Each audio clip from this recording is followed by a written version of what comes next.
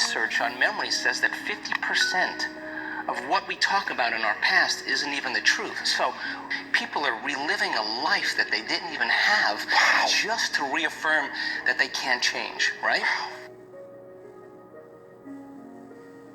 So then, what's the significance of this? Where you place your attention is where you place your energy, period. Yes. So then, the stronger the emotion that you have to some problem or condition or person in your life, the more you're paying attention to them. So they captured your attention. So you're giving your power away to that person, right? Because they're capturing your attention.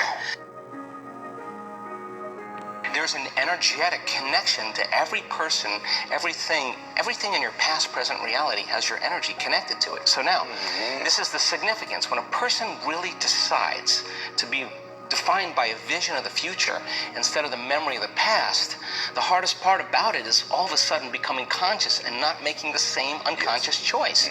So then, if you lower the volume to your frustration, to your hatred, to your anger, if you truly knew how to do that, if you lowered the volume to that emotion, you would take your attention off that person, which means you would begin to break those energetic bonds, and now you're taking your power back. Yes. You're calling energy back to you, and we've measured this, and all of a sudden it builds this bigger electromagnetic field around the person's body. That's energy to heal. That's energy to create a new future with, right? And then if you didn't want to lower the volume to the emotion, then just take your attention off the person. And every time you take your attention off the person, if you became conscious of that, you wouldn't feel the emotion. Now the body, though, has been addicted to that emotion because you're using that person to reaffirm your addiction to hatred or frustration. And if that person died, you'd find another one. So then here you go now. So now you're in a position now where you begin to lower the volume to that emotion, and the body's going, wait a second, you've been doing this for the last 20 years, and all of a sudden you're just going to stop hating? And the body says, well, I've been conditioned this way, and conditioning is based on the past. So when the body feels the lack of that emotion, just like a drug addict, it says, hey, you're off schedule here. So now the body starts influencing the mind to think about experiences that are embossed in the brain that are based on that emotion. So the emotion now is causing you to think in the past. If we teach a person then how to trade that frustration or that hatred for an elevated emotion, and they'll say, yeah, but you know, it was my ex's fault, or I got betrayed by my partner in business. Yeah, we know that. Okay, so let's take your partner in business or take your ex. Let's duct tape him, put him in a cannon, and shoot him to the moon. Now what are you going to do? Sooner or later, you got to reckon with yourself and change, right?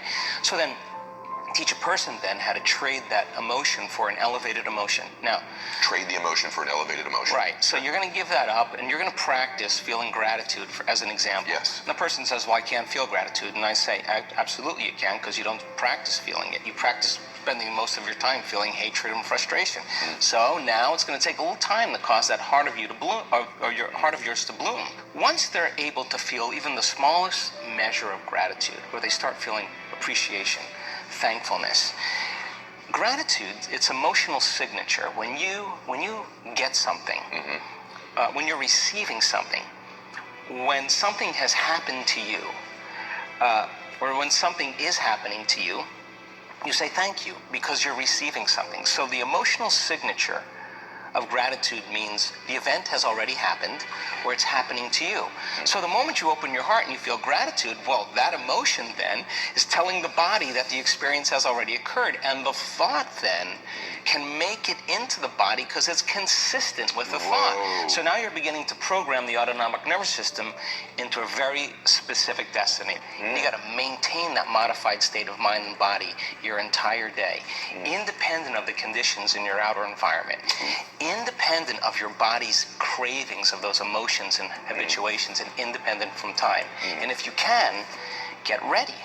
Because something weird or unusual, some synchronicity, some coincidence, some opportunity is going to land in your lap, and you didn't have to go and get it. Yes. It came to you. Now you're the vortex of creation. So if you say to me, well, I was feeling gratitude, but then there was traffic, or my coworker sent me a nasty email, then I would say, oh my God, you mean you're allowing your environment, your outer environment, to control how you feel and think? You're back to the unconscious program that you're the victim to your life. You got it. But when you start producing those outcomes in your life, you're going to pay attention to what you did inside of you, and you're going to believe more that you're the creator of your life and less of the victim of your life.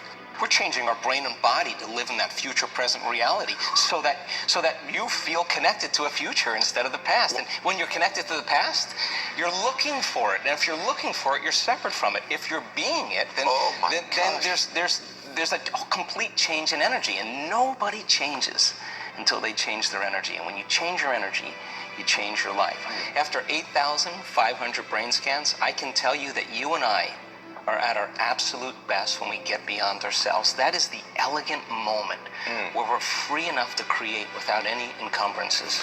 When people start reaching this moment, my goodness, they're overcoming themselves. And now they're at that perfect place to create. And my definition of creation is when I forget about myself. Wow. That's when you're free. So some people can do it because they've practiced it. Other people can't get beyond the addiction of a certain emotion. That means their body is still their mind. Yes. So then if you're sitting in a meditation and your body's throwing the kitchen sink at you and saying, Ed, you're a loser, you're never going to change, this is too hard, why don't you quit?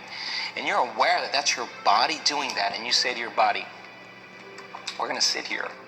And we're going to sit in this fire, and I'm going to keep applying the formula, and your brain starts running to all the emails you have to do, and you become aware of that, and you return back to the present moment, and you tell the body it's no longer the mind, that you're the mind. Now your will is getting greater than that program, and there's a liberation of energy. And every time you do that, that's a victory. And you teach people... Every time you do that, that's a victory. When your mind tells the body, I'm in charge. When you say to when you want to get up and you want to quit, and you go, oh, no, that's my body, bring it back. Okay. And now you're taming the animal. The body is the animal, and you're like a dog. You sit. And if you keep doing this, you're climbing on top, and the body finally acquiesces. It finally says, I'm not going anywhere. And then, boom, there's this liberation of energy. What's the side effect? Joy. Person's heart just automatically opens up, and every time they do that, those victories add up. There's no such thing as a bad meditation. There's only overcoming yourself. And when you sit in the fire and you work with that, people say to me, why do you meditate every morning? I say, because if I can overcome myself in the morning, the rest of my day is easy. It's easy. Not true? Because that's what it's about. You master yourself, you master your life. Yes. And so then all the chatter in your head that you listen to all day long, that is called the default mode network in the brain. Our research shows that shuts off. Not just shuts off during the meditation, it stays shut off for the rest of the day. So the critic in your head that's telling you this will never happen, you don't have enough time, there's no voice there. So you just have a clear flow on where you're going, and you trust yourself more. Yes. So then when you start practicing creating that brain and heart coherence, you can believe in a future that you can't see or experience with your senses yet, but you've thought about enough times in your mind that it's actually, there's physical evidence in your brain to look like it's already happened. And you can begin to understand, you can select a new potential in the quantum field, and every day emotionally embrace that future reality to such a degree that your body begins to believe it's living in that future reality in the present moment, and you're signaling new genes and new ways to change your body to look like it's already happened. Now think about this. If there's physical evidence by thought alone in your brain and body to look like your wealth or your future has already happened, it's already happened.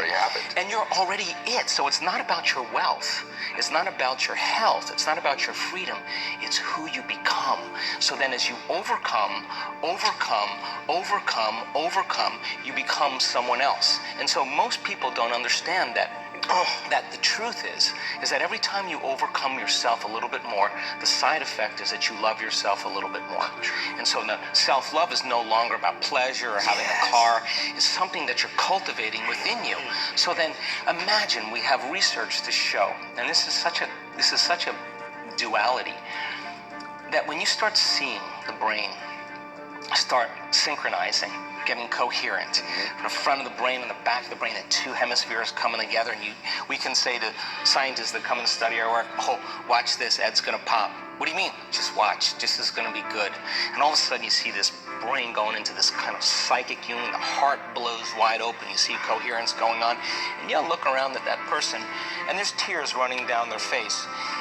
Imagine feeling so whole that it's impossible to want. I mean, how can you want when you're whole? Because you feel like you already have it. Now, when you reach that point, that's when the magic happens, because now you are worthy to receive. And the universe only gives us what we think we're worthy of receiving.